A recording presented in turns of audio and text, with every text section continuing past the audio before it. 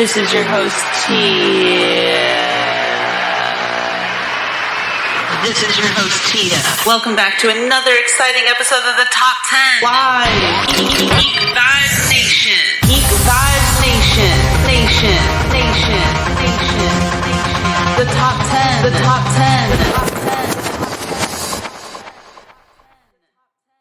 10. Parents today and everything. Lots of stuff going on.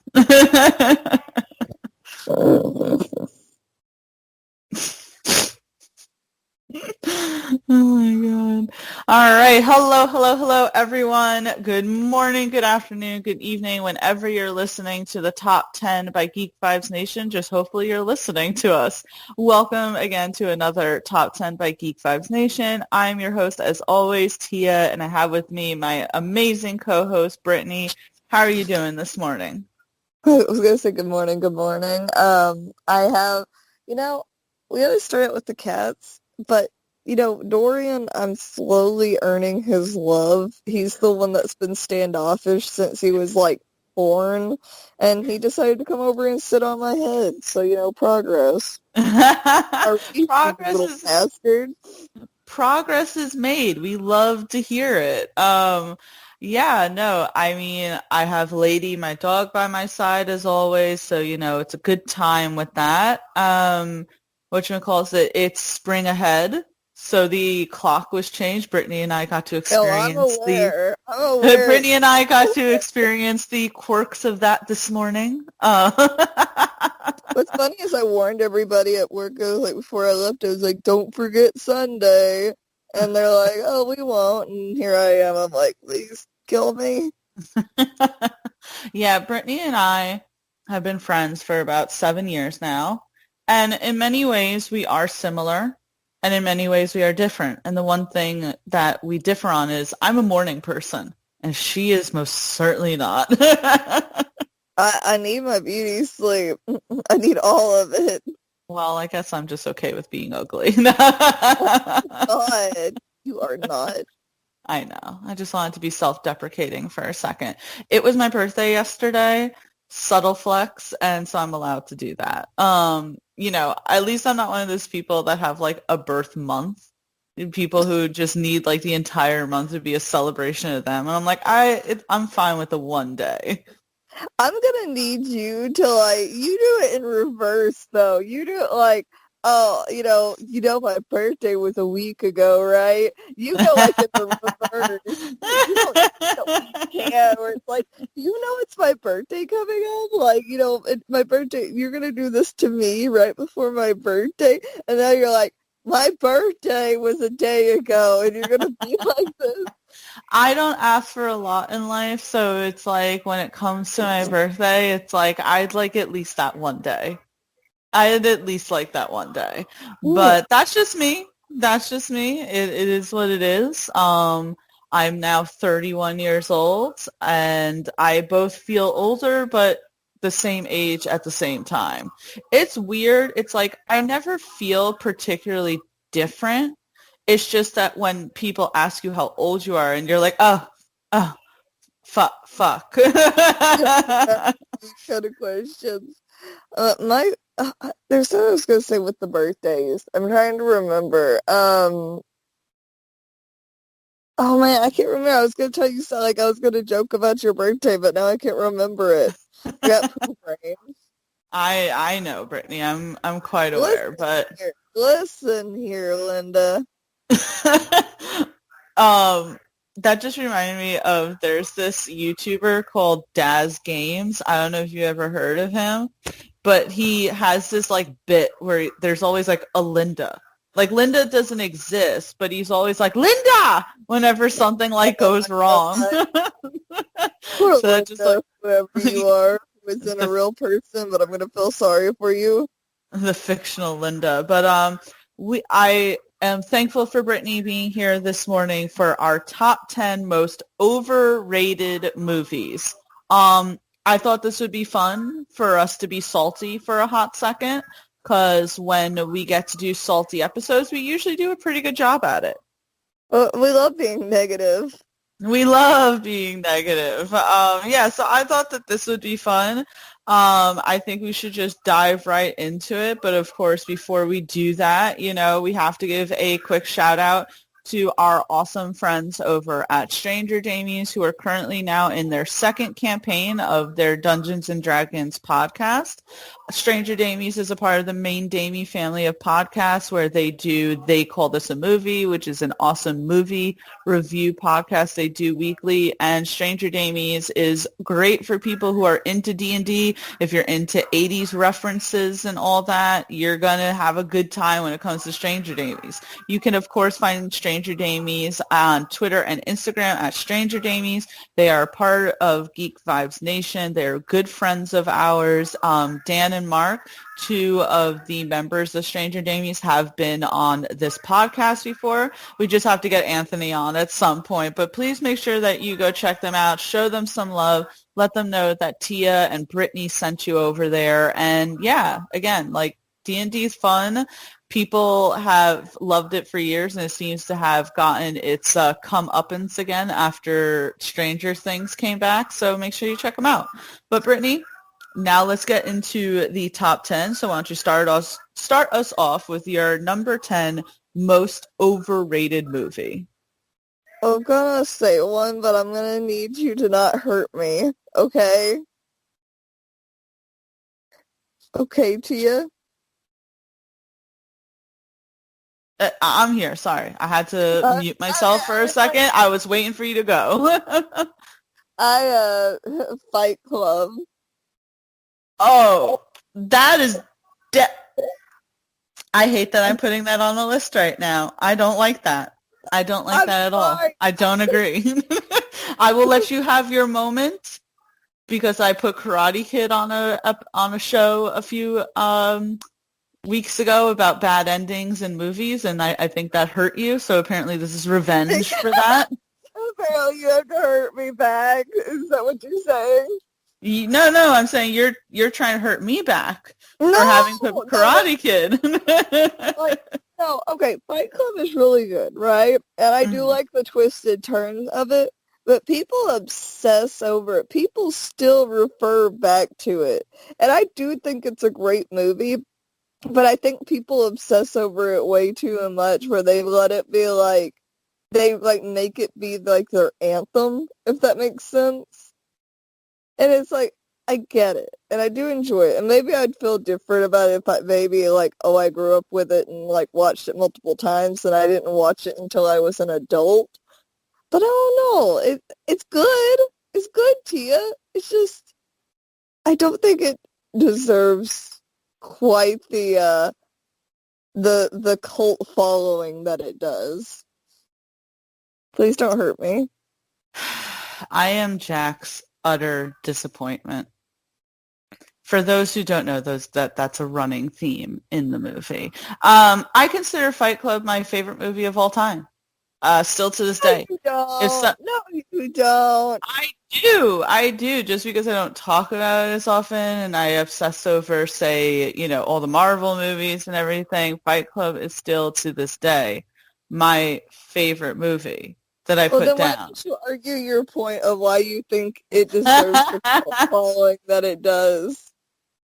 I love it. It's maybe because I did grow up with it. All the themes to it, this whole, the whole thing is with Edward Norton's character having insomnia and talking about the way that the world is obsessive over materialistic and superficial shit. And it's like this desire to break away from the corporate frenzy of constantly shoving materialistic shit down your throat. And with his insomnia, he creates this alternate personality in frickin' Brad Pitt as Tyler Durden. And you don't know the entire movie that Tyler Durden doesn't exist. Well, that Edward Norton is Tyler Durden, not Brad Pitt. Brad Pitt is just his subconscious, but it's like you don't know that entire movie.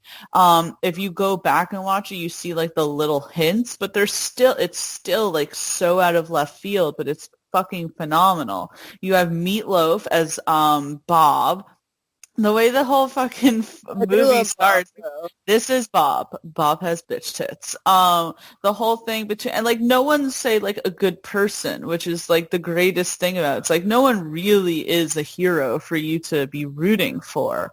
Frickin' you have Edward Norton's character and Helena Bonham Carter, who literally go to support groups for illnesses that they don't have, but they do it because they're so void of anything, any emotion or feeling in their life that they go there to cry so that they could sleep properly.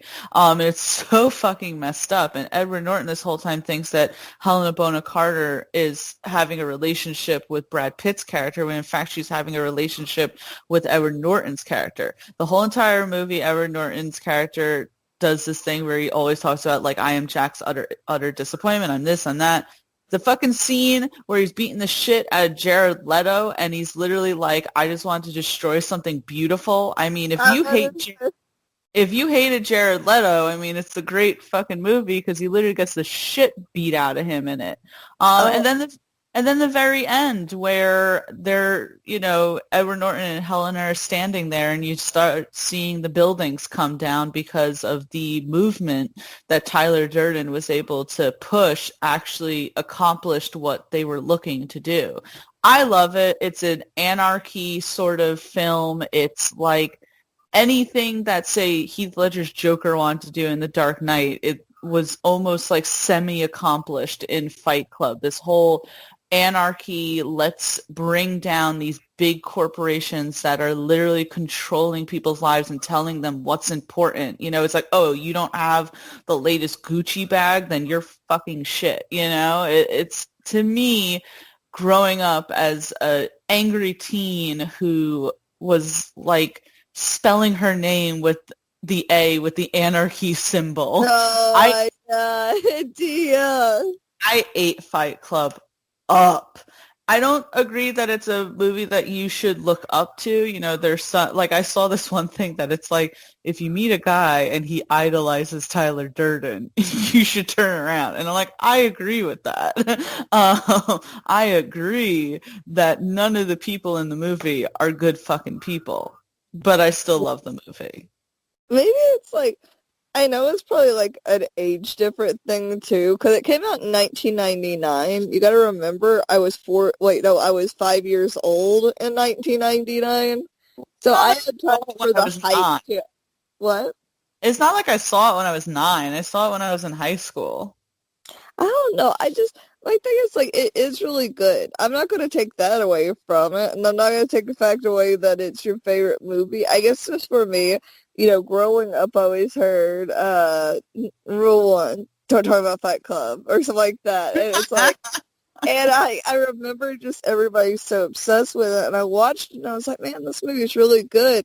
But as the years gone on, and I kind of watched it a couple more times, I was like, yeah, I mean, it's really great, but I mean, people have like made this like their life mission kind of movie. Like I think that you're a big fan of it, but there's some people that are like ravenous over this movie.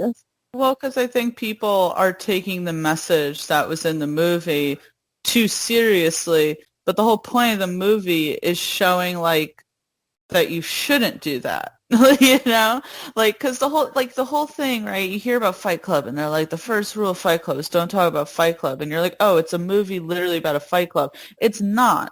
This whole Fight Club idea and don't talk about it is just a way to like get all these people to form this group that's like really tight knit, so that when Tyler Durden starts slowly feeding them this information about how big corporate America is bad and how we need to fight against it. It's like it starts, like It's a cult.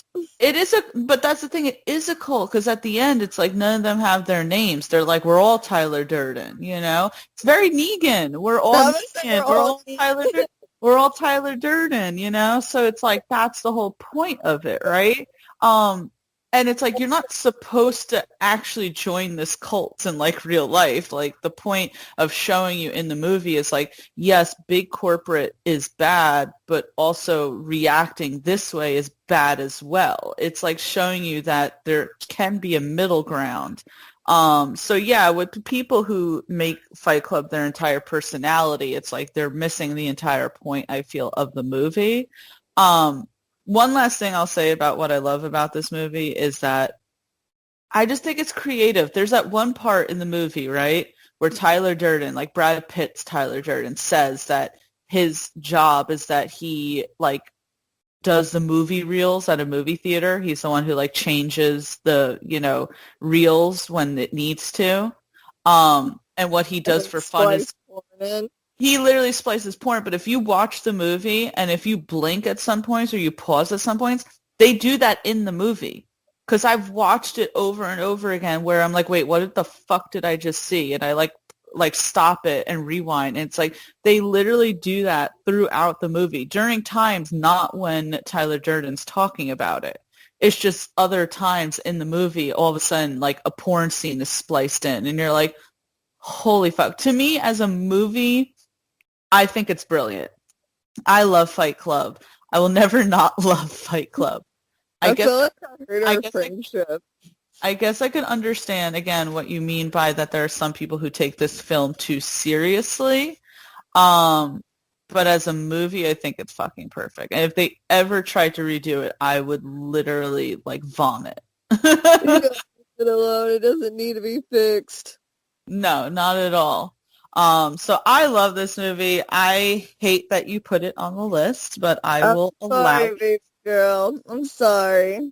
I will allow it, I'm even sure that though you'll put something on that I love later, like Silence of the Lamb or something. I wasn't thinking about it because I will admit that it's a fucking great movie, but you gave me an idea.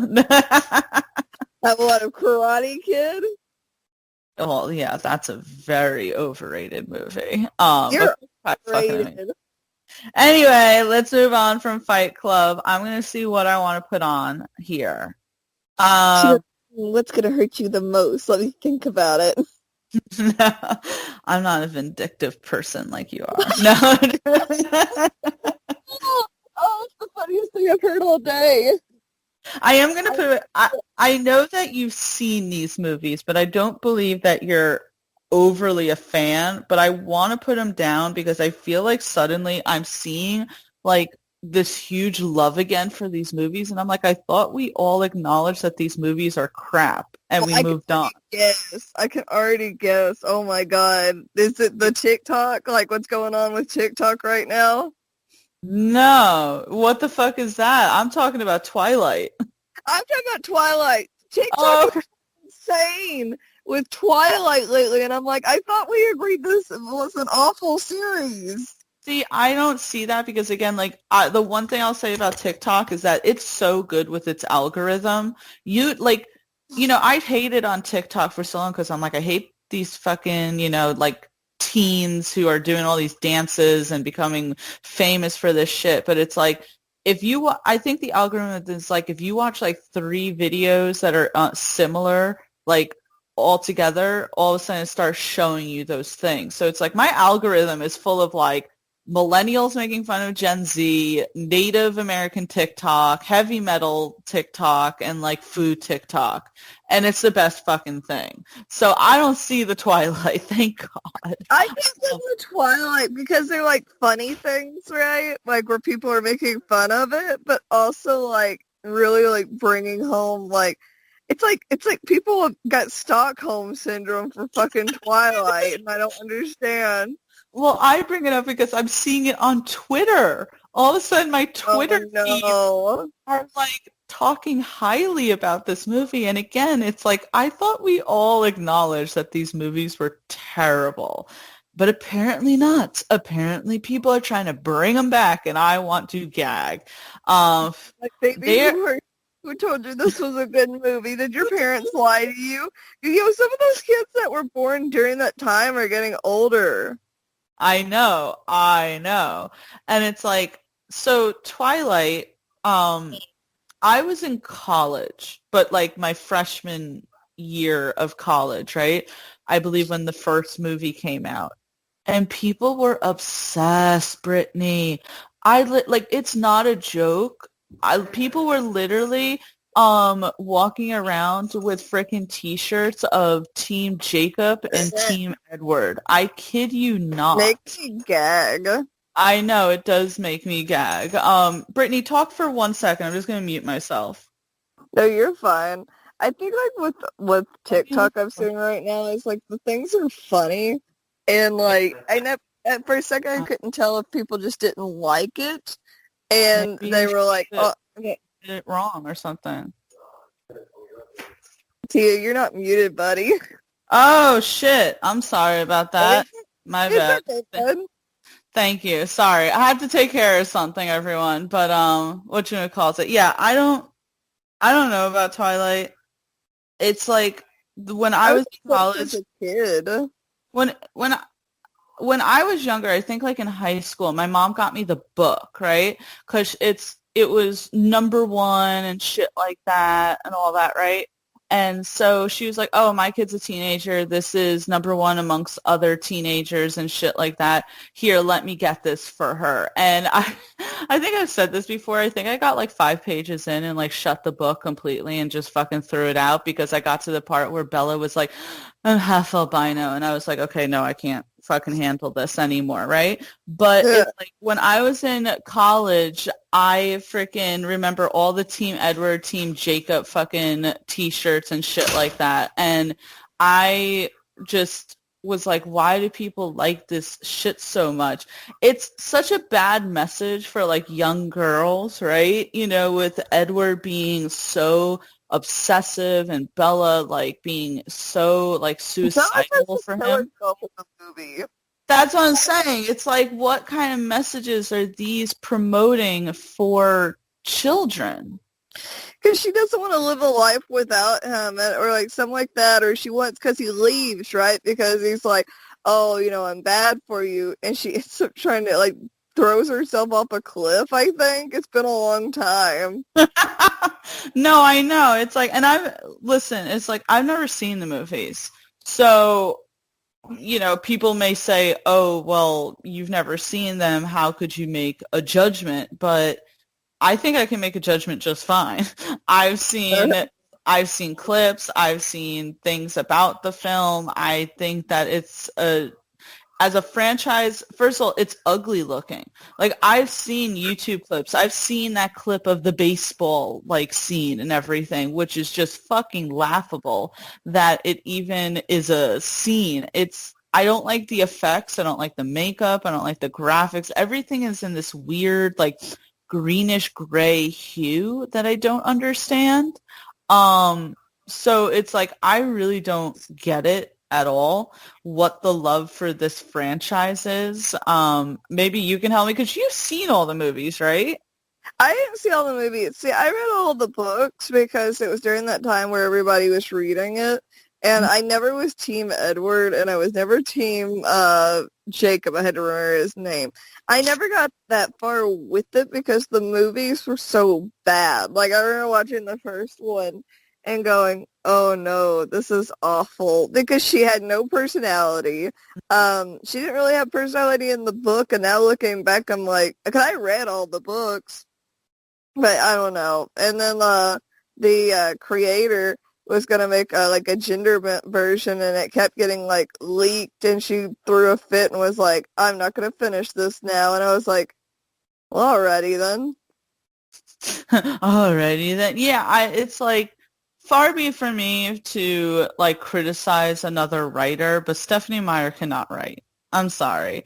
First of all, when I understand that it's like that book was specifically, that franchise was specifically catered towards a young adult audience. But if you actually look at the book, it's in a font that frickin' is like for children. Like, the font's so big, there's hardly like any lines on the paper or anything like that, and the way it's written is in such like basic language that, and again, people will say, oh, well, that's because it's supposed to, again, cater to a young adult audience, but I still sit there and go, it's very childlike, and it's teaching these lessons to impressionable young teenagers that it should not be teaching.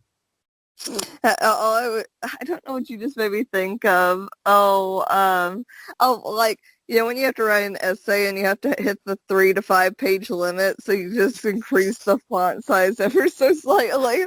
You increase the font size and then you increase like the spacing, like, Yeah. oh yeah, no one will notice that I made it 2.5 instead of just 2, Those TikToks where it's like, they're gonna know. How would they know? How would they know? Yeah, how How would are they they ever going to know? know?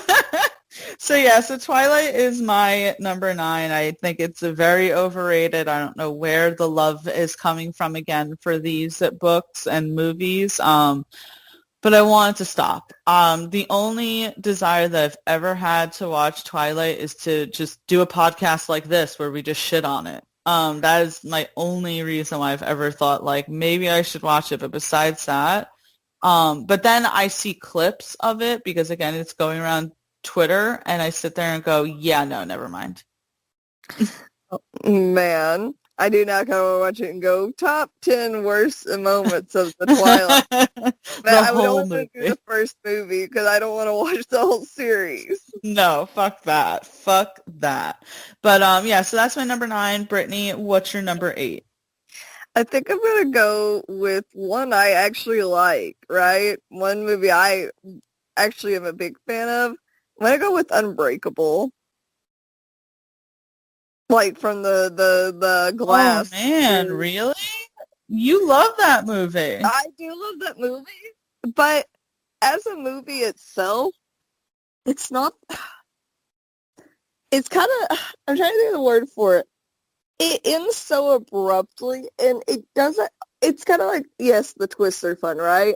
And the meat of the movie is really good, but the whole time you're sitting there going, okay, I need this to like we only have 20 minutes left. How are you going to fit the ending in? And then they like basically cop out with like, oh, instantly catch the villain. And I guess it like leads into the other movies, but nobody thought there was going to be another movie until Split. There was like a 12-year like hiatus between each of these movies, Tia. Yeah, Like, and I feel like I remember you saying, because we've talked about these movies before, and I feel like I remember you saying something along the lines of like, they wait till like the very end to do shit. yeah, there's a 16-year, I almost said a 16-year split from Split, but they waited so long, and yes, you had great actors in it. I guess it's just like, why did people lash onto this movie so bad? Because I get it where it was like, oh, comic books were about, actual heroes that existed and they're supposed to tell us of the past and all this stuff. And I'm like, okay, if you just really focused on, I almost said Tom Hanks' character, what's his name? Oh, Bruce Well, Willis's character, really developing his powers and going from that, and he starts saving people at night, and he wears a raincoat or like a poncho so that he stays dry because the water weakens him. And it's like, if you really focused on that, but they focus so much on like what's his name, Samuel L. Jackson's character, like really like having a part in it, only to be like, yeah, you know how there's a twist that actually I was the one killing everyone to see who would be the yin to my yang. And it's like, oh, okay. I just like, I love it, but it definitely, it's not a good movie by like regular, like, what would you call it? standards. Yes. Yeah, so I've never seen Unbreakable. The only movie that I've seen in this little trilogy has been Split, which I thought was quite good. My Split only is thing really good. I'm feeling that probably the love for, say, Unbreakable comes from the fact that you had Bruce Willis, who was kind of like the it guy at that point for action movies, and you had Samuel L. Jackson, who's always very popular. And cor- correct me if I'm wrong, this was after the two of them were together in one of the Die Hard movies. Oh, I didn't know about that. That might be it. Maybe it's like, And I guess that, like, why some of these movies become overrated is you have someone that really liked it and then they show it to their kids when they're older and they're like, oh, this movie was really good. I was obsessed with it. And the kid's like, well, my parent was obsessed with it. That's kind of like the Grease movies. Oh, I love Grease one. My mom actually hated the first Grease film. I never saw the second because I heard it was crap, and I was like, I didn't think that you needed a sequel to that movie to begin with. My mom is obsessed with the second one, but the second one was the first one she ever saw. Oh, no, no, no. To me, it's like I saw the first Grease movie and I really loved it. But my mom hated it. Like when I told her when I was younger that it was like one of my friends from school had showed me Grease because she was really obsessed. And I remember telling my mom, like, oh my God, we saw Grease. And my mom was like, I hate that movie. You're like, thanks, Mom. Thanks, Mom. But, I was the way of Tia. She didn't say Mom. She says Ma. Ma. Ma. But yeah, from what you've said about Unbreakable, and it's funny because I feel like I've heard people when they talk about the trilogy, they hold Unbreakable to such like a high standard, like that as if that's the best one in the trilogy. It's like I really like it. It's just my thing is that it's so abrupt, and I guess people are like, oh, it doesn't. I feel like there was a certain age of like movies that literally want to just like change it up and be different. I felt like I wanted to be different for the sake of being different. But as for like the viewer, there is like you can't just be like have a whole movie where it's like it felt like lukewarm the entire time, and the moment it was starting to get hot at the end, it ended. Yeah, It was I don't like like for a movies shower like to warm up and finally being comfortable, and then the water shutting off, and you're like, we're just getting to the good part. No, I totally like get what you're saying. I feel like I should go and watch it because people talk about it all the time. This has been like one of like what, the third, fourth time we've spoken about this movie on one of our top tens. I feel like I should go back and watch it.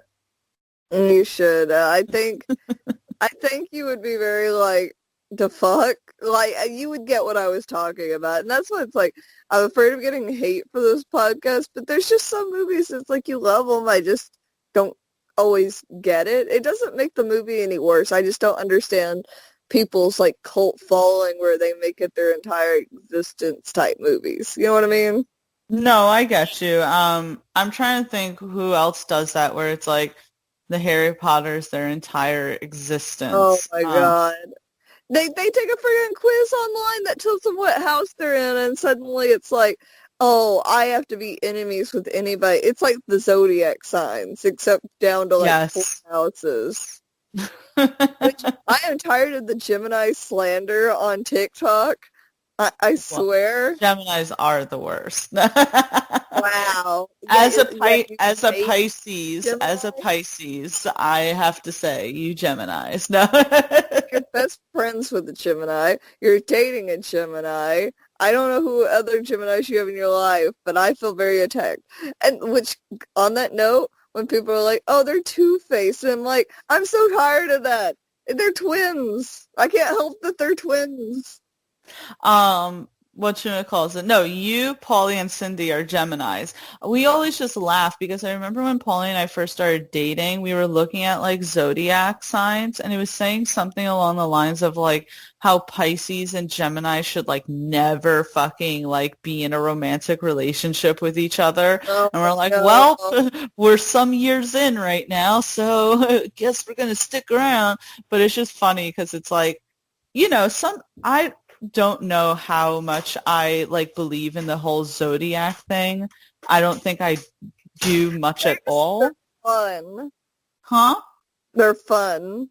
Yeah, they're fun, but like some people like really believe that. Like you'll say, they're like, "What are you?" And it's like you say and they go, "Oh, well that explains a lot." And it's like, "No, like I'm not just a sign."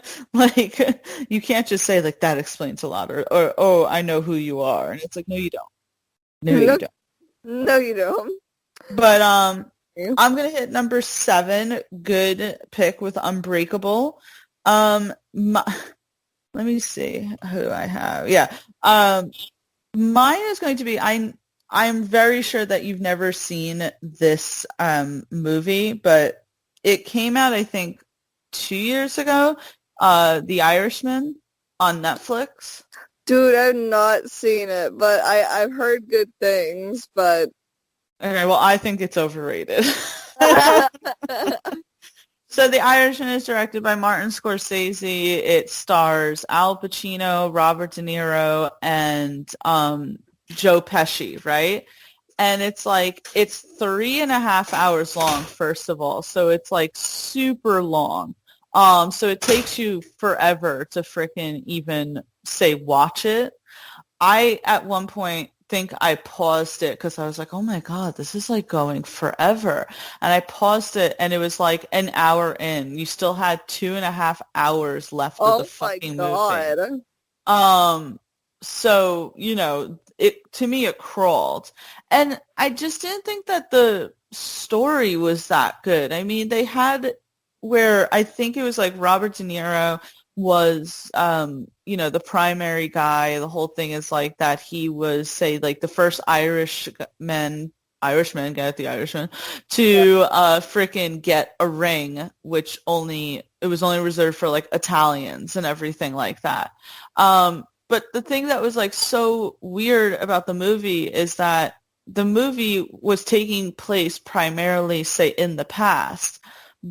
And they tried to do this like de-aging technology. It didn't look good. Like Robert De Niro didn't look young. And in the scenes where like he was supposed to be young and his face was de-aged, it's like he still had the body of like an old man.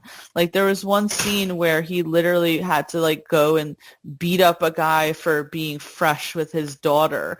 And it looked like just an old guy stomping this dude out. It didn't look believable. It's like, and again, like no offense to like old men, but it's just like you couldn't have gotten, say, like a younger actor to play the younger versions of these characters. And then when you go to the, say, like present tense when they're supposed to be old, just then use, say, Robert De Niro, Joe Pesci and shit like that. They're probably like it's cheaper this way, and it's like, yeah, I can tell. I can tell. I will say that there were good things about it. A lot of people praised Al Pacino's performance, and he certainly did a really good job. It was interesting because he was playing the real life person. What's his name? Jimmy Hoffa. Yeah. And they went into because no one's ever found Hoffa's body, so you don't really know what happened. And they never fucking will, but the movie like kind of does its own like alternative reality of, what they I guess would think happened to Jimmy. So that was interesting. To me, I thought that the best performance was done by Joe Pesci. I thought he did a really good job as the character, but I don't know. I disliked it, and it kind of made me like sad too, because the whole story is a story of Robert De Niro's character, and he in the movie has a family and everything, he has kids and stuff, but now he's an old man and he's in jail, and he gets released from jail, and like none of his family's there. His family's like never, his daughters like never visit him. He's like dying and shit like that. It's just really sad, like towards the end, and me having like depressing, where it's like, okay, I get he did these awful things, but I also don't want to see an old man die alone type feel. That's exactly what it was. That's exactly how I felt about it. So I didn't like it, and it's nothing against like Martin Scorsese. I mean, he's given us a lot of phenomenal movies, but it kind of feels like Martin sat there and said like, oh, I want to make a gangster movie, which is kind of part of the course of what he does. And it's like he wants to give you a gangster movie, and then he wants to like use these actors who shouldn't be in this movie because they're not young enough, and it's like, I get it, they're phenomenal actors. You've worked with them like a shit time before, but they just don't make sense in this role. Yeah, no, I agree. So yeah, The Irishman is my pick. It was nominated for an Oscar in 2019. I did not think it deserved one at all. I thought it was very overrated, the praise that it got. I found it extremely boring. I found it hard to get through 3.5 hours, and I just thought that it didn't make sense. I think it's like one of those things where it's like, you ever feel like some movies bait for like a good rating because of like of what they are, like the subject matter? Yeah, it's total Oscar bait. You can tell that. Like when you watch movies, you watch certain movies and you're like, oh yeah, they're specifically doing this movie because they're trying to get an Oscar. I just think that like Oscar nominations and stuff, it's just like most of the time when I'm like, yeah, that was a really good movie, but it almost lacks heart. You know what I mean? Like it almost feels forced. Well, yeah, that's how I feel sometimes. And I felt like that's what The Irishman felt to me. It felt very forced. Like Martin Scorsese just wanted to get another Oscar or want to get an Oscar nod at the very least. And it just felt very disingenuous. So yeah, number 7 is going to be The Irishman. Brittany, would you like to give us your number 6? I'm gonna go with, man, I'm trying not to get beat up today, Tia. I'm okay. I'm gonna go with this, but just know I am a big fan of the series, okay? I also too think that people Okay. obsess over it a lot. I'm gonna go through the motions. I'm gonna go with Star Wars. Oh, Is I mean, I understand. I'm not a huge Star Wars fan. I'm not going to beat you up over that. I most likely agree. But give me your arguments. I think what it is for me is like of all the movies that people have like, and I think it has to go with like, oh, the time it came out and there not being anything like it, but I think it's like going back through the history of it where it's like I do love the thought of like an open space world, right? But I don't think the Jedis are that cool anymore. I think the Jedis are kind of dicks. Some people like idolize them. It's like Jedis don't deal in absolutes, but also we can't control our emotions, so we can never be in a relationship because emotions are bad.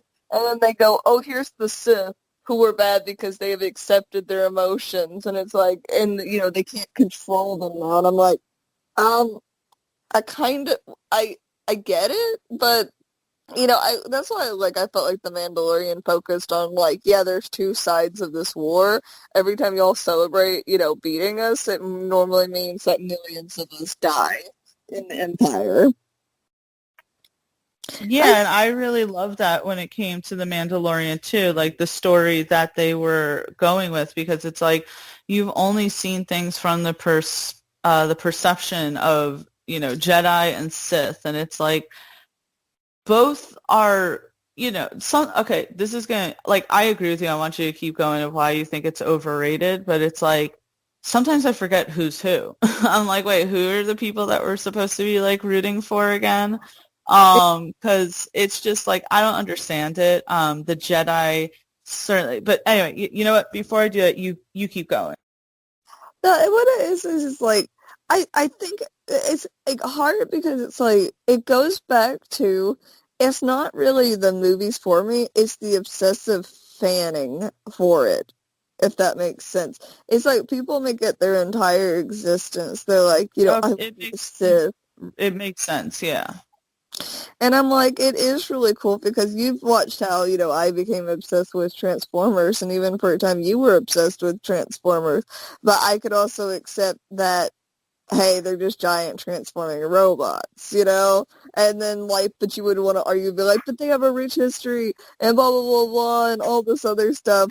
It's like, yeah, a lot of that lore wasn't established until later on when it first started. You just had guys with crystals and a sword that lit up because they had the Force, and the Force is like like I think in the canon it's like this like I don't know what it's called. I want to call it mitochondria, but basically these little basically like bacteria in the air that causes you to have the Force. Like I don't remember what it is like, but they've definitely had some canon shifts. But I feel like Star Wars were always big, but I almost hate that Disney got it because Disney really just like, I don't know, their movies aren't good. Mandalorian's really good, but I think it's because they got away from the Jedi and the Sith. Well, it's like you still had, the Jedi, but it wasn't like the main focus. No, I 100% agree. I went back and rewatched like the old Star Wars movies, and I just like I didn't think that they held up, honestly, like at all. Especially that like third one, I forget what it's called, where like everyone freaking loves it, where they defeat Darth Vader and all that shit. I was like, I don't understand the love for this. And like to me, I kind of like the prequels because that's what I grew up on. But I did not like the new ones at all. I thought The Last Jedi was like the worst piece of garbage that I've ever fucking seen. And to I me, wish it's like, Kylo kept his helmet on. what'd you say? I wish Kylo kept his helmet on. It I really, know that's like a big thing. I it was a remember when lot we talked better about it in The now, Force Awakens. Yeah, but it was much so better. shaky back then. But it's like I just, I think that they're a little overrated. And like you said, some people make it literally their personality. But, I just and I like Disney, I like what they do with the Marvel movies. I grew up on Disney, but I will agree that probably selling the rights to Star Wars wasn't the best thing for George Lucas and Star Wars to do, is to give away like the rights to Disney because they just don't know what the fuck they're doing. He's over here like, I'm trying my tears with this money. No, I I know. But yeah, no, I agree. Star Wars is just like, and I'm sure that's going to get us a shit ton of hate. People are going to be like, screw you guys, what the fuck? Like Star Wars is the best. But Star Trek is better. No. Guys, Tia, that's how you get death threats, okay? No, I know. I'm ready for people to be like, what the fuck did you just say? It's like, well, I said what I freaking said. I said what I said. But yeah, so Star Wars is a good one. I 100% agree. Let's go with number 5. Let me look at my list here. I'm going to put a big one as well on this list, and I'm not doing it because of what's happening recently. I swear I'm doing it because I've always felt this way. And I'm going to put Avatar. I think Avatar is so fucking I've never seen it. I think it's so overrated. First of all, let me give you a recap, right? Like Avatar came out like 13 years ago or something like that. It came out a while ago. And it was like the top rated, like made the most money on the history of ever. And then when Endgame came out 2 years ago, Endgame beat it, right? Well, now with like things kind of lifting around the world with restrictions and the movie theaters opening back up, they're starting to like re-release certain movies. So in China, they've re-released Avatar. And now like people went to go see it, so now Avatar's back at being like the most, money and shit. And I'm like, does that really count? I was like, it's just being re-released, It's not like during its original run, like Endgame. And it's like in the end, it's like who really cares? They both made like a shit ton of money, and it's like, but Endgame beat out Avatar while it was in its original run. Like I don't know how it's allowed that Avatar can take the crown that way being re-released, but whatever. Avatar, I've always thought was a bit overrated, even when I went to go see it in the theaters. It's like, if you think about it, and I know you said that you haven't seen it, but the story of Avatar is basically Romeo and Juliet. It's basically the same thing. You have two people from two different walks of life, and they can't be with each other, but they fight, hell and high water to be with each other, and blah, blah, blah, blah, blah, blah, blah, blah, blah. And it's just a Romeo and Juliet story, just with blue people. They have it where, it's this alien species, and I forget what they're called, but, they're these big blue people, and then you have the bad. What did you say? Navi? I don't fucking know. I'm not gonna pretend that I remember. Like, But and then you have like, ooh, bad humans and everything. They want to take their planet because it's rich with, nature and shit like that. And they, make themselves avatars that look like this other species. But then the guy who is playing that avatar starts like loving that culture and that species and falls in love with like the daughter of the king and all that shit. And then it's like, who does he really fight for? The, woman that he loves or his species and blah, blah, blah. And it's like, I didn't like it. I just, again, thought that it was a movie that relied so heavily on its visuals, which weren't bad. By today's standards, it's like, I think it still holds up from what I've seen. I mean, I haven't watched it since, but it's like, when it first came out, it was like, it was in 3D. Avatar was the thing that like kicked off the 3D trend. I don't know how old you were, if you remember, but there was a time after Avatar came out where every movie was in 3D, even if they shouldn't have been. Like the third Toy Story movie was in 3D. There was no reason. Yeah, and it's like, so Avatar like kicked off the whole 3D trend. So it's like when Avatar first came out, it was like, whoa, look, it's in 3D. Whoa, look at the, graphics. This is so groundbreaking for the time that's come out. And it's like, but now if you look all these years later, it's like, okay, well, the graphics aren't that groundbreaking anymore. So all you have to judge it on is the story. And the story, again, as I said, is just basically a bootleg Romeo and Juliet. Dude, and I hate Romeo and Juliet. I do too. You know how I feel about Romeo and Juliet. I hate that story. They met for 2 days and then they're killing themselves over each other. I fucking hate that shit. I know everybody's like, well, you're not supposed to like want, you're not supposed to like want to be it, but you still have kids obsess over it. Like Romeo and Juliet. Taylor Swift did a whole song on it. Love is fleeting. Degrees are forever. But you know what I'm saying? Like, so I just disliked Avatar. I think that it's incredibly overrated. People love it. They're apparently coming out with like 1 million sequels that they've been talking about for years. Like, and I just don't see, but I was going to say, I don't see what the need or the call for it is, but apparently there is a call for it because there are Avatar fans out there. And there are fans of James Cameron. It's funny because people are, again, like doing this whole tug of war between Avatar and Endgame where people are like, Avatar, beat out Endgame. And it's like, who is winning during this whole thing? Fucking Disney, because they own both. They're like, who cares? Really? Oh, Disney. The mouse, gangsta mouse, he's coming for your money. Disney owns Avatar and they own the Marvel movies. So to them, they're like, yeah, keep fighting over these movies so that we can make a shit ton of money. Right, because when people are like, well, I have to go see that movie so it wins. Avengers is just going to win again, though.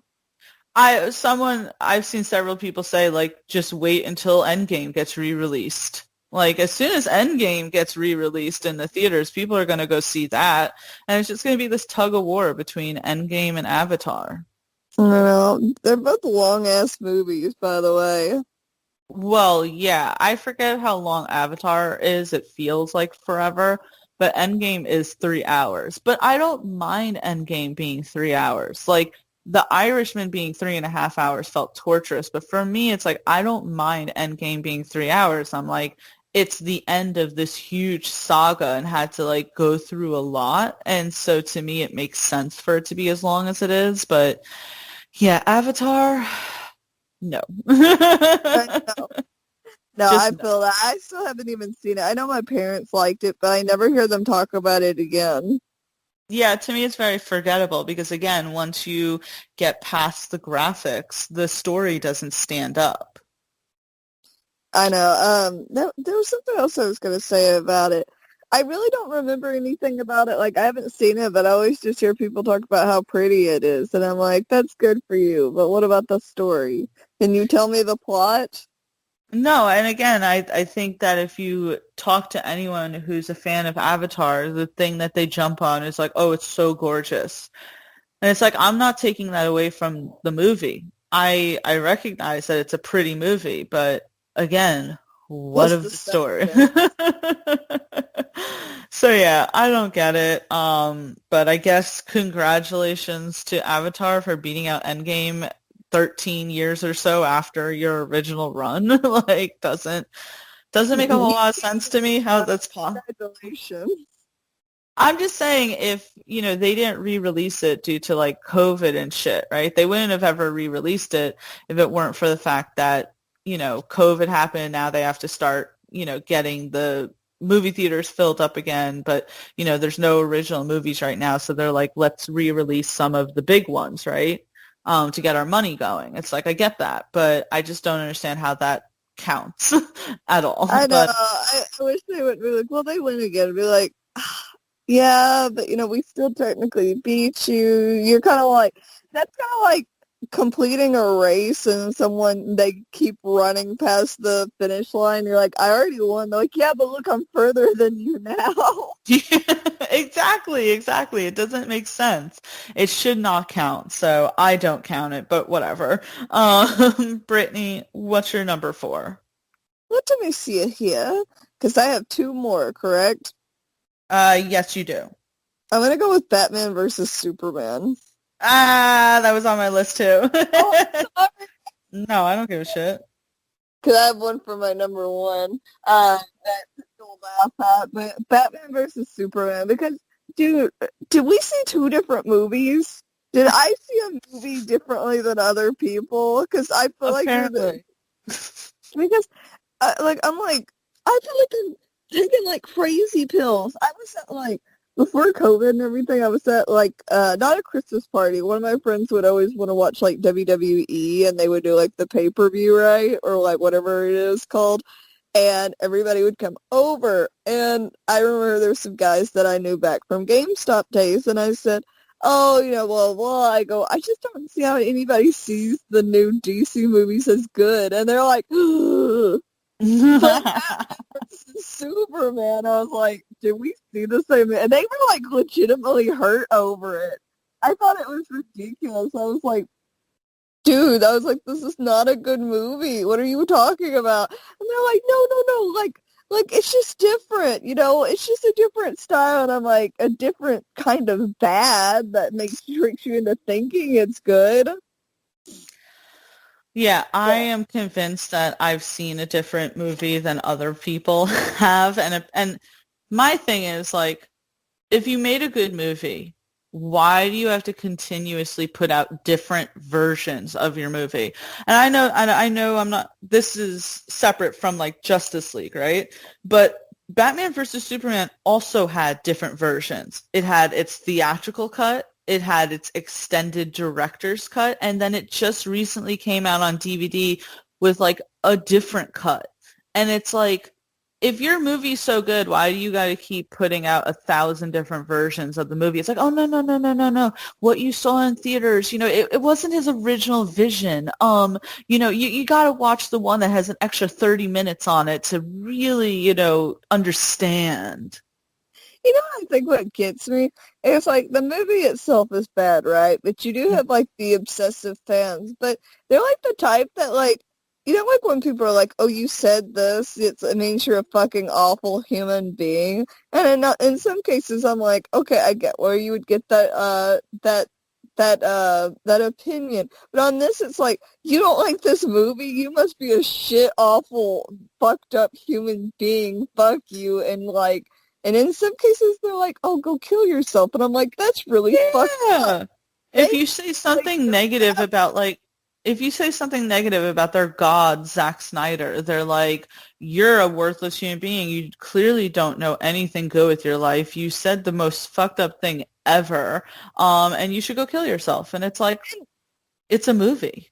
It's a And it always fucking seems to movie. come from the most, like, people, like, I'll see somebody freak out, and I'll look at their Twitter, and their Twitter is, like, very, like, oh, acceptance, and very, like, oh, very, like, zen, but I'm like, you're telling someone to, like, go kill themselves over this fucking movie. What the fuck is wrong with you? So you don't get ravenous over these other things, but you'll get it over not liking a movie that I cannot quote to you, even though I've seen it. I've blocked it out of my memory.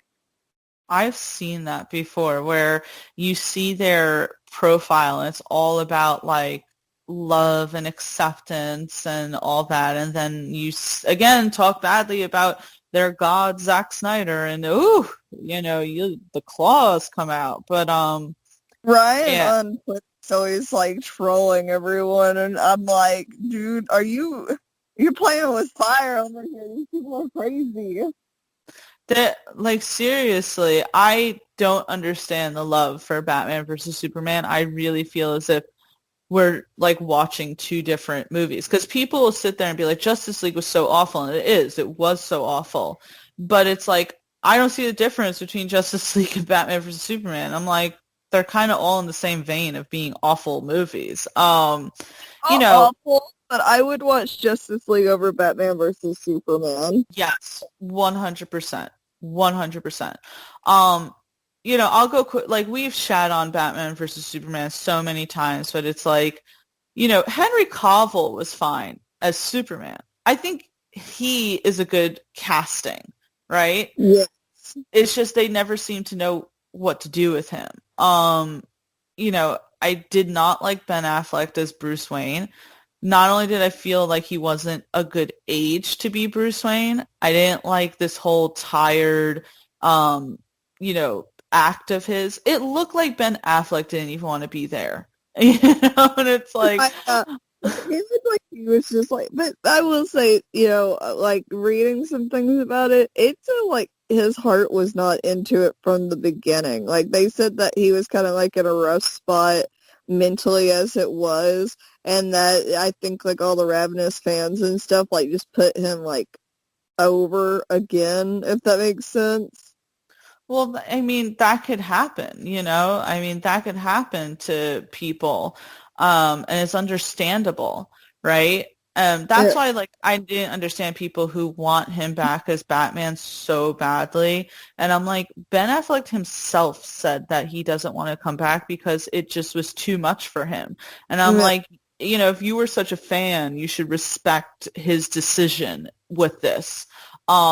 I respect it more than you guys, and I'm not even say like the biggest fan of his work, You Um, somehow like all the movies that he's in. oh my God, can I tell you really quick thing? I said the most embarrassing thing. To me, I thought it was quite embarrassing. Um, so you know how I've been doing like a bunch of interviews with the people from American Gods. Well, like last week, I interviewed Omid Abtahi, who plays Salim on American Gods, and like more towards the end of the interview, I was just kind of like saying like, you've popped up in a lot of things. And I said, probably within the last year or so, I watched Argo for the first time. And I was surprised to see you pop up there. And he laughs and he's like, oh, wow. He's like, you just watched Argo? He was like, that came out a long time ago. He's like, is there any specific, like reason? And without even thinking, I was like, yeah, I just wasn't that big of a fan of Ben Affleck.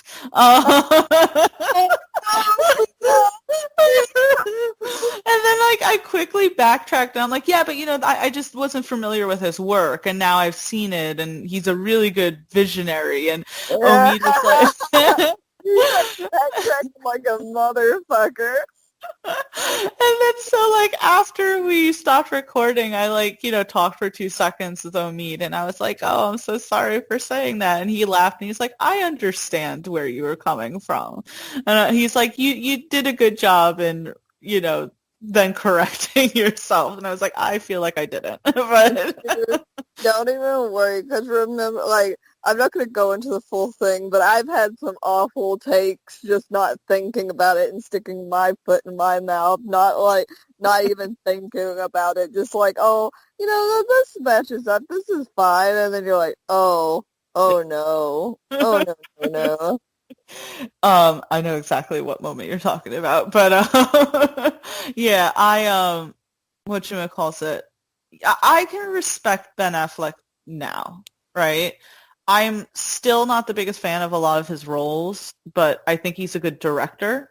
I loved Gone Girl. I loved The Accountant. Argo was phenomenal.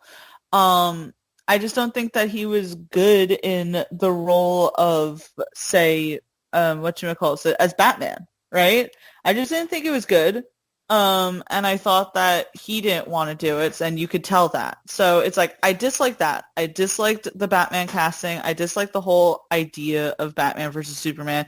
Zack Snyder's thing is always that he wants to do stories about like a god versus like a human, like a very David and Goliath, like a human standing up to a god, right? He did it in 300. He tried to do it again in Batman versus Superman. And I've even seen interviews where he's talked about that, you know? So it's like whereas, you know, Superman is supposed to be this benevolent person who's like a symbol of hope for people, Zack took him and made it seem as if he was just too godlike and had to have Bruce Wayne being the person who takes him down a peg. And I just didn't like that storyline with that at all. What? He had no choice but to do what he did because he didn't bring those guys into existence. He just had to fight them. What's he supposed to do? Just like, you think the death and destruction that happened from him fighting would have been less than like what would have happened if was it Grodd would have won? Zod. Zod. I was going to say Grodd. Oh, I think of the gorilla. Was that Grodd? Right. Gorilla Grodd. That was his name. Yep.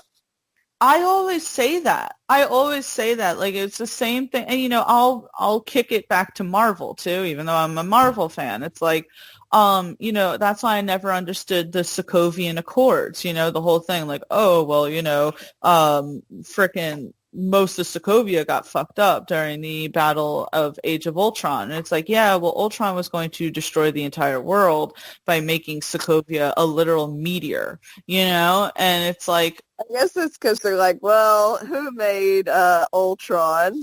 no, I know, Tony Rudd. Yeah, I've heard that as well. My point in saying is that the same thing with Superman, where they said, oh, look, all this stuff got destroyed. And it's like, yes, casualties are going to happen. And that's unfortunate. But when a being comes to Earth with the intention of wiping out the humanity, it's like you have to do whatever you can to make sure that you stop that person. So it's like, I don't know where this big hatred for Superman was, but then you have where like, and then like, let's go. Batman vs. Superman was awful because of that whole thing. Fucking Jesse Eisenberg was literally the worst Lex Luthor I've ever seen in my life. Disgusting. I do not count him. He played Mark Zuckerberg, and I've said that before when I'm like on things. I'm like, oh, you mean Mark Zuckerberg? Because he played that from The Social Network as Lex Luthor, and that to me, like, again, I'm don't care. I will sit here and hate everyone who is like a huge like Snyder cultist. Is like, oh, Snyder understands these characters. It's like, does he?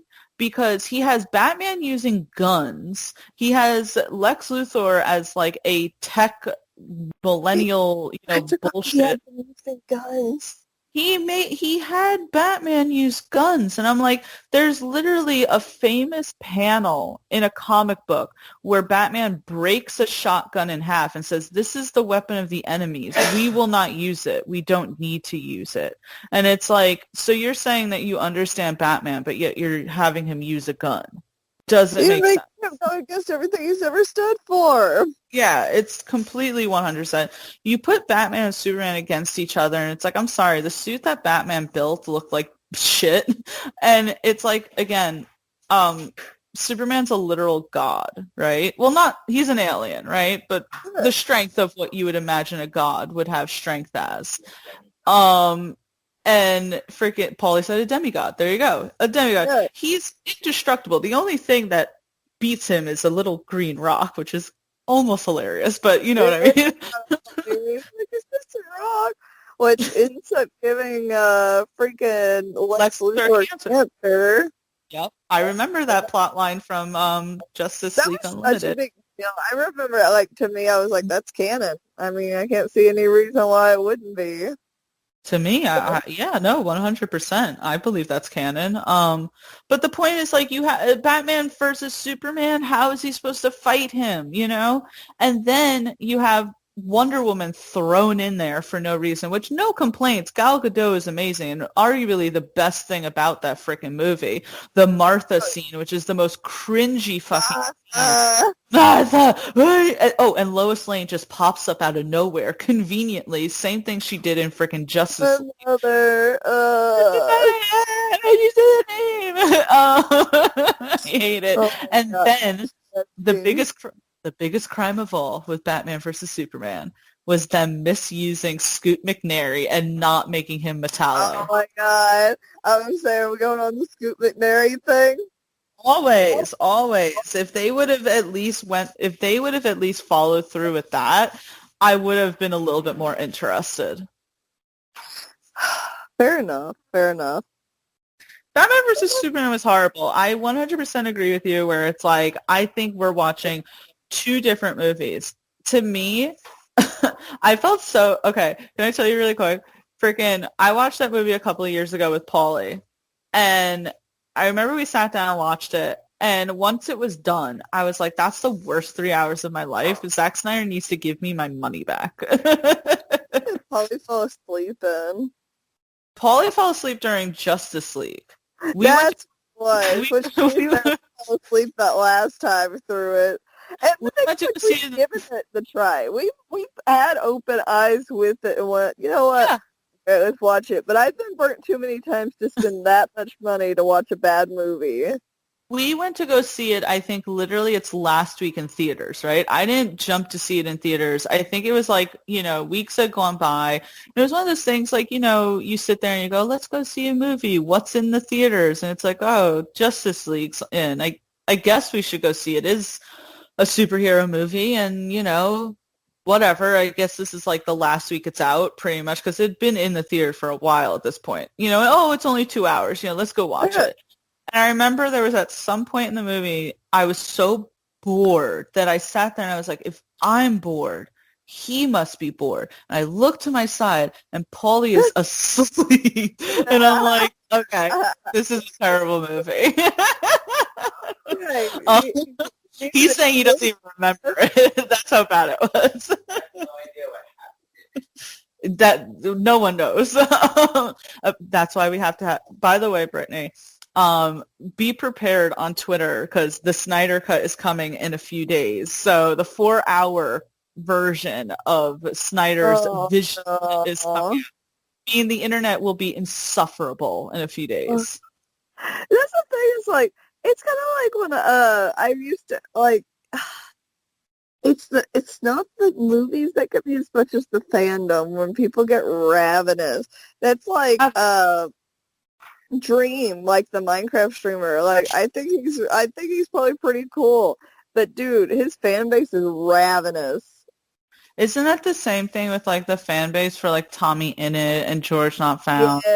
Yes. All those fandoms, which I don't want that hate sent towards me. I already had the Hawkeye hate. I don't need that hate. Let's move on. Tia said I'm out.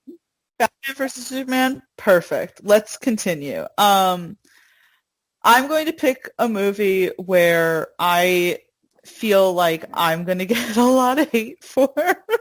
Oh, no. It's really a trilogy, honestly. And it's going to be the Sam Raimi version of Spider-Man, which is the ones with Tobey Maguire. Oh. I think it's very overrated. Like Snyder, Sam Raimi has a cult online, but I don't think he does anything to feed into it. So it's like, I don't think it's him. I think it's just the people. Sam Raimi, by the way, is directing Doctor Strange. Kind of excited for it, but also And not that's excited for Raimi's it. the one with Tobey Maguire, right? Sam Raimi directed the Tobey Maguire film, so the three ones. So Spider-Man 1, 2, and 3, right? And it's like, there's a lot of good things from that trilogy. I think Tobey Maguire was a great Peter Parker. I like Doc. I like Doc Ock. Willem Dafoe was a great, and I don't think it's not the case with Zack Snyder where like I think Sam Raimi gets these characters because I think they all were good. J. Jonah Jameson, J.K. Simmons playing him, like I'm not taking that away. I just think that they're not as good as people like act. When I say overrated, right? They're not bad. They don't hold up really well to today because I actually watched the first two recently. And they suffer from that like early 2000s, late 90s, like, sort of feel. It's, like all the adult, like they're like, these are children. It's like, oh my God, that's than I do. That's the best thing going back and rewatching it where they're like, yeah, no, Tobey Maguire is totally a high schooler. He's not like 35 years old. He's totally an high schooler. Yeah. Like totally. But people like dislike Tom Holland's Spider-Man because they love the Sam Raimi trilogy so much. They're like, no, nothing else is as good because Sam Raimi didn't do it. That's where my like problem comes in, where it's like they think that because it's the first, right? It's like the blueprint, and it's like we can respect that it came first, but there's a new Spider-Man now. And that doesn't, and yeah, they're different, but that doesn't mean you have to dislike it because Sam Raimi hasn't done it. Like that's where I feel as if the Sam Raimi trilogy is overrated because it's like, it's campy. It has like these weird, late 90s, early 2000s stereotypes. Freaking all of them are adults playing high schoolers. Mary Jane is such an insufferable damsel in distress. Every scene she's like falling off a building. It's like, oh God, it's so annoying to me. Everybody still talks about the Spider-Man kiss though. It cracks me up. Well, that was a big deal when that first came out. It was like, oh my God, it's so cute. It's so cute. He's upside down. They're kissing. And it's like in reality, I sit there and go, that's weird. She's like making out with his chin. So it's like I disliked that. And again, when I say there's a lot of good, we have the famous "with great power comes great responsibility" line. I still think about that line. Yeah, so it's like I'm not sitting here saying that it's bad. I think it's just a little overrated in the sense that people cannot accept the new Spider-Man like movies because it's not the Sam Raimi. Like people are sitting there going, "Oh, Sam Raimi needs to get together with Tobey Maguire and make the fourth Spider-Man." It's like that's not going to happen. It's been like over a decade. Tobey Maguire's older now. We have a new Peter Parker. We have the MCU that's going in a direction. They're not going to just make the fourth Spider-Man movie. It's not going to happen. And plus the fourth Spider-Man movie fell apart because Kristen Dunst didn't want to play Mary Jane anymore. Like, she literally walked away. If she can make the whole movie fall apart, I mean, at that point, should it really continued if one person could ruin it? And the third one was terrible, and I hear a lot of it is because Sam Raimi was having a lot of disagreement with Sony. He wanted to make a different movie. They didn't want him to make that movie, so he kind of just made a shit movie just to say fuck you to them. Because you look at like comparison to the previous two movies, how bad like the third one is, and it kind of makes sense that this director did as like a fuck you, which is kind of hilarious. I will admit that, but I'm sorry, I'm talking like over and over. I want, you've seen the three, right? You know what I'm talking about. The third one's awful. The third one's so bad. Like, and the thing is, I did love those movies, but to me, it's like Tom Holland plays such a good freaking like Spider-Man that it's like, I just still think both of them though are better than the what's his name, the other Spider-Man, the one I don't care about. Andrew Garfield. Yeah. I don't know why people were obsessed with him. People are well, okay, I will say that I think the only reason people got really obsessed with Andrew Garfield, and I kind of admit that it's kind of messed up. So, he was playing Spider-Man in the Amazing Spider-Man movies. And those movies came out just, I think, around the time of like the first phase of Marvel. And we just got like our first Avengers movie, and we were creeping up into, say, like the second Avengers movie. And people online were like, man, it sucks that we don't have Spider-Man in the Avengers because he was always in the Avengers. And Andrew Garfield was the one who really pushed and campaigned for Sony and Disney to like make amends and kind of have a relationship where Sony And could then they yeeted him out of here. and then they yeeted him, and then so Sony was like, That's kind of sad. Oh so Sony was like, cool, we'll definitely make a relationship with, Disney, and we'll have Spider-Man in. It's like, yeah, but you're not included in the contract. You're not going there. no. And it's like, We own you. It's like Branson growing up and then being like, oh yeah, we're all going to Branson except for you. And it's like, what? Yeah, so that was like the big thing, is that pretty much Andrew Garfield got like no credit for what he did, and then he got yeeted out of the role. So that was like people's big thing, because he was really excited to play that character.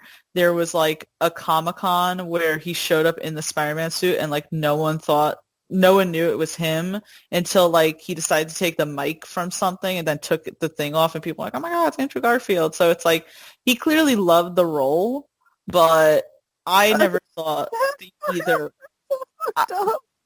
I never saw either of his movies. I'll say that I like the idea that he was with Gwen Stacy over Mary Jane because I liked Emma Stone. So it's Some guys in the movies. well, yeah, because I think she dies in the comics. That's why Peter then gets with Mary Jane, That's because fucked up.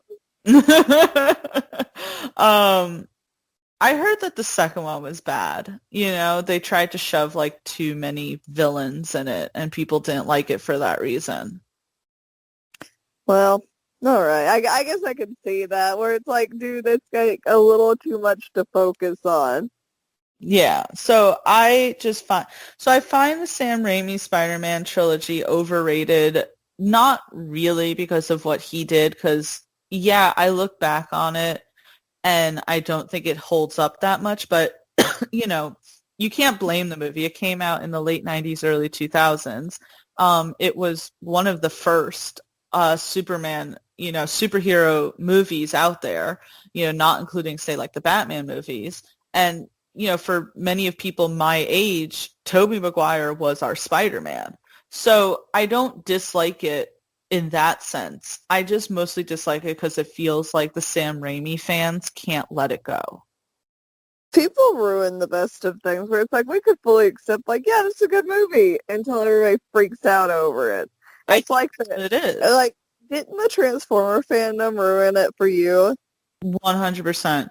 I loved Transformers until I got into the fandom. And so that kind of also was Supernatural. The fandom kind of ruined it for Supernatural. So I have like stopped really being in fandoms because they can really annoy the shit out of you. So it's like, I love Marvel and I stick with my GVN crew because we're amazing, but I don't really engage with Marvel with anyone else. And with American Gods, which you can argue is like another like obsession of mine. Who do I talk to that about with? You and Michael, the guy from Thoroughly Modern Reviewer. So those are the only two people really I talk about, and Kelly. But it's like the fandom's weird. You have people who like are just along for the ride, kind of like me. Then you have people who are like book purists and can't accept anything unless it's done with the book. And then you have people who are really big like fans of the original showrunners from season one who can't you have a lot of people. That's a reason why I don't get into the American Gods fandom a lot, because you have people who are just hate watching it. Like, since the showrunners from season one left, it's like they're only there to hate watch it. And I'm like, I'm just going to sit here and enjoy, and I don't care about looking at the like reactions on Twitter. I'm just going to sit here and enjoy the fucking show. Yeah. You're like, I'm not looking deep into it. I just want to enjoy the movie because I really enjoy the actors. Or the show. Sorry, not the movie, but you get me. I got you. But yeah, so Sam Raimi's Spider-Man is my number 3. Brittany, what is the number 2 for this list? Technically, you're number 1. Okay, you're gonna laugh at me, but I have a good reasoning for it, okay? Okay. So you can't judge me. Okay. I'm gonna go with Silence of the Lambs. You're picking your own movie. My own favorite movie, and I have a good reason for it, okay? Okay. See, I love Silence of the Lambs, and you know how much, like, the awards it's won, like, everything for it. But the thing is that the reason I'm so obsessed with it is because of Hannibal.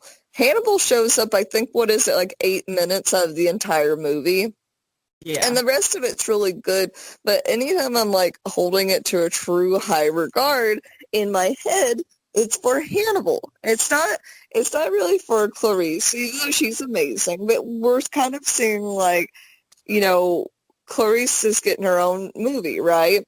And Right. it's like people are excited for it, but the moment they were like, oh, Hannibal's not going to be in it, they kind of were like, okay, I'm not as enthused because Hannibal is great because of Clarice. Clarice is great because of Hannibal.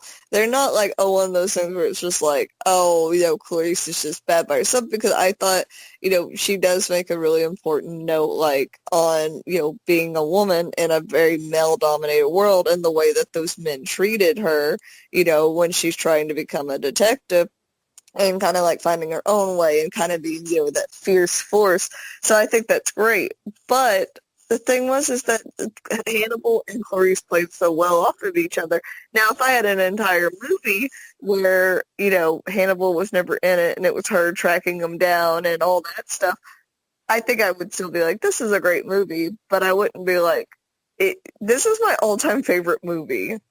I can be skeptical of it. It's just funny that it's your all-time favorite movie and you're like roasting it so hard. Well, it's like, well, if I can be rough on Star Wars and I can be rough on the rest of these, I can be rough on my favorite movie.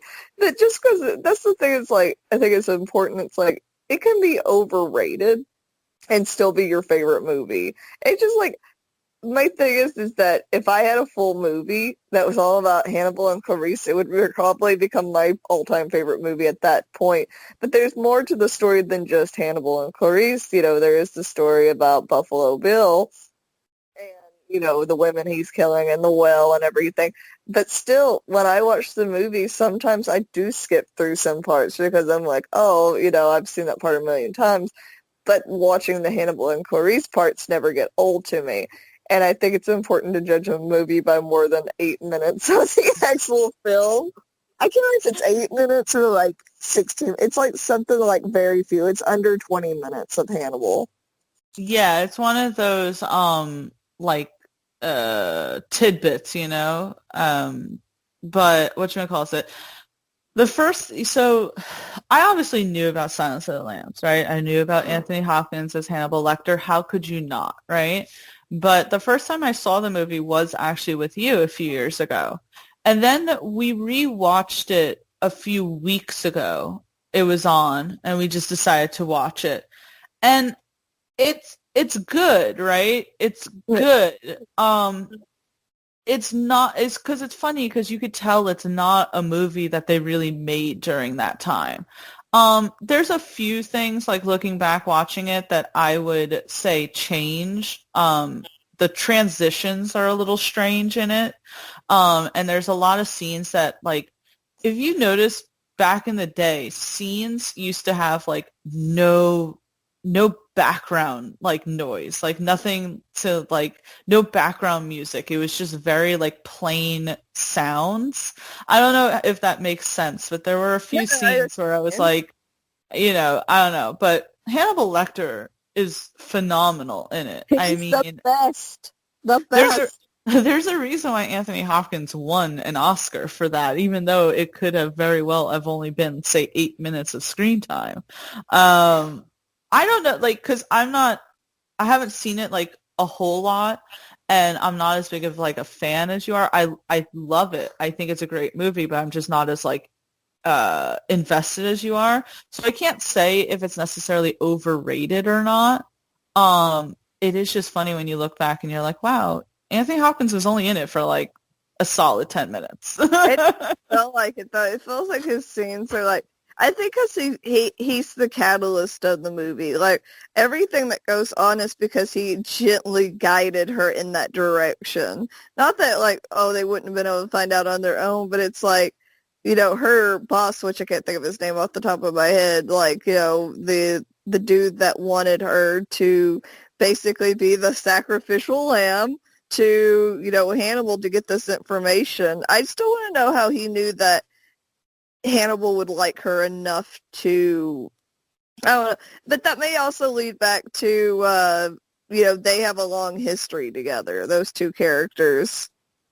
It could also be like, there could be like some sexist undertones to it. Like, oh, look, we have a pretty girl.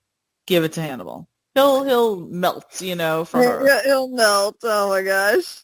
You know, it's funny when you sit there and think about like Hannibal Lecter having such a small role in that movie. You sit there and go, what was the rest of the movie about? Like, I sit there and I'm legit like, so what takes up the rest of the time? Right. No, I think, like, I do love the other parts. I'm just not as invested in them. Me either. No. I mean, I wasn't really ever invested in the Buffalo Bill, you know, parts or anything like that. Not really invested in anything else. What'd you say? They're gruesome. They are gruesome, but when we were rewatching it, right, a few weeks ago, and the scene where Buffalo Bill gets the girl into his van, I'm like, how stupid is this woman? Is that bad that I sat there instead? Because he's like, can you help me with this couch? Yeah, can you just get in to help me? Like, go into my van to help me. And then he, like, pushes her in, like, closes the door. And I'm like, dude, are you kidding? I don't know if you're trying to make, like, a commentary, because she does seem, like, naive because of who her mom is. But also, what's the governor's daughter doing, like, living in a really shitty, like, apartment somewhere? Right? Like, you know, and again, like, this is not me, like, I do not want to be called a victim blamer, right? Not at all. But it's a movie, right? So you could sit there and go, who wrote this? Who wrote this character? Because if this were real life, that girl would have had a freaking whistle. She would have had a fucking pepper spray. She would have, like, some creepy dude in the middle. She would have been sprinting to her home, calling the cops, you know?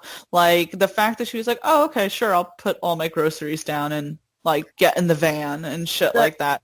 Who wrote that? I'm having flashbacks to, like, the time I nearly, like, went with a guy to go help him find his lost puppy, and my brother, like, dragging me back into the house. I'm very thankful that I never had a moment like that. But, yeah. I can't, like, now that we're talking about Silence of the Lambs, I guess it's like, you know, the big reason why you think of Silence of the Lambs is Hannibal Lecter, and he's only in it for like 8 minutes. So in a very large sense, you could say that the film is overrated because you don't really care about the rest of the movie.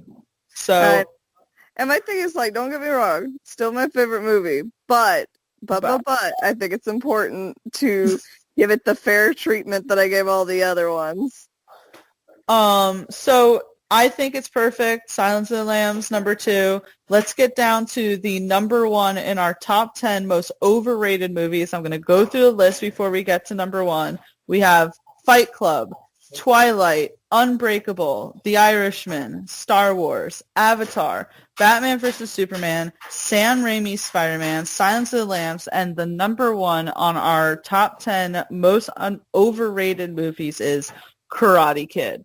I'm sorry, Brittany. You just wanted to hurt me. I heard you choke up. I heard you, like, hesitate when you put a Fight Club on the list, you bitch.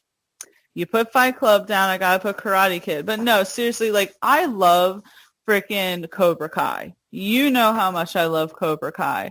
And I hadn't ever seen Karate Kid before I saw Cobra Kai. And so after I watched the first 2 seasons, went back, watched Karate Kid, and I just didn't think it lived up to the hype. You're uncultured. I'm just saying, I think from watching Cobra Kai and loving the character of Johnny so much and, like, rooting for him, that you really kind of dislike Daniel LaRusso, knowing what he grows up to be. I don't think that he's a very good fighter at all. Some of it was like super corny, and that ending was like the worst ending ever, you know? It didn't seem like he deserved to be there among all of these like fantastic, talented fighters and shit like that. And the end of the movie like completely ends with him doing his illegal kick, by the way, against Johnny, and then What's the completely legal kick? fades to black. And it's like, wait, what? That was the most like blunt freaking ending that I've ever seen in a movie. It's a jarring. Hey, have you ever watched How I Met Your Mother? Yes. Well, I've seen the episodes with Johnny and LaRusso in it. Where he's like, I just, his biggest dream or something like that was like, oh, I want to meet the guy from Karate Kid. And then they bring LaRusso, and he's like, not that guy, he did an illegal kick. Like, I want the other guy. No, I know, and I think that's what like inspired the creation of Cobra Kai in the first place. Did they ever state that in the movie that he did an illegal kick? I forget now. I don't think so. I think that was like explored in the show where it was like, hey, he kind of did an illegal kick, but then it's weird that the people who were behind the tournament like allowed that. They just really fucking hated him. They're like I guess we let him get a lot of shitty like hits on him. Yeah, it was weird. So I'm going to put Karate Kid down as the number one most overrated movie. Sorry, Brittany. But I don't love you. So yeah, Karate Kid is my number one. I think we did a great job in our top 10 most overrated movies. I don't have any honorable mentions. Do you? I think I had, let me look. What was it? Pulp Fiction, I think I had on there. That makes sense. I feel like it's too overloved and doesn't really deserve it. I guess it's like, it's good, but it's like it goes back to people just being obsessed with it. You know what I mean? Like where the fandom ruins it, where it's like, yeah, it's really good, but is it good enough that you're like carving its name into your leg or something?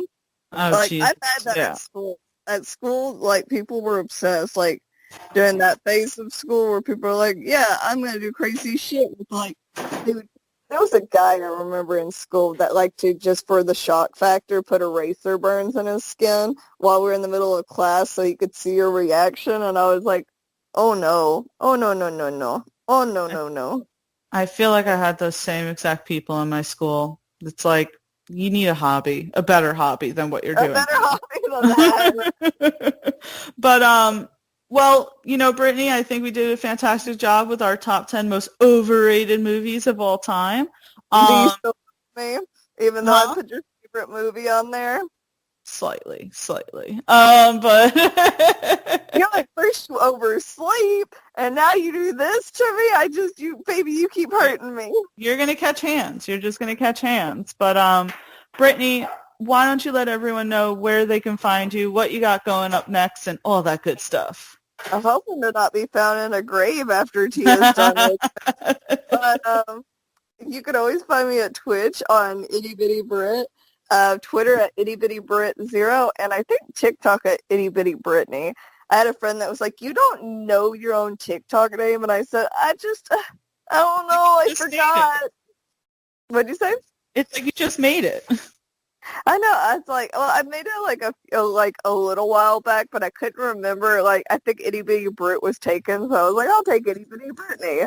But yeah, this is where you find me. I've been streaming on Twitch for a while now, and I've been playing a Pokemon randomizer, and I was pretty triggered that a rocket grunt through a freaking...